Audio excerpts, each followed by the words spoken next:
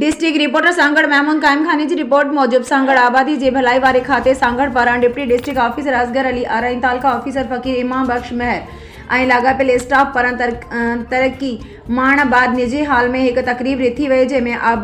आबाद जे भलाई वारे खाते जे ज़िले ऑफिसर शुहाबुद्दीन महमद रिटायर्ड अॻूणो ऑफिसर मोहम्मद शरीफ थीम ऐं अली शेर डायरी taluka officer Shahdadpur Saima Khan doctor Maria ऐं ॿिए समूरे स्टाफ शिरकत कई। तकरीब के खिताब कंदे असगर आ रहे हैं फकीर इमाम बख्श महर छो तो मेहनत अज़मत आहे तमाम स्टाफ मेहनत ईमानदारी दयानतदारी सां कम करे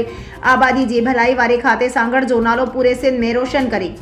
अवाम में घट आबादी ऐं खानदानी मनसूबाबंदी बाबत जागरूकता पैदा कनि था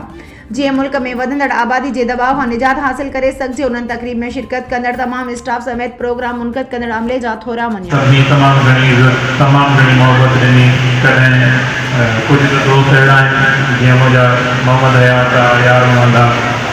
इन्हनि सां त मुंहिंजो हिकिड़ो पुराणो तालुक़ु हुयो, पर जेके असांखे एतिरी मोहबत ॾिनी जो ज़िंदगी में सभिनी खे ख़ुशि रखे, सलामत रहो।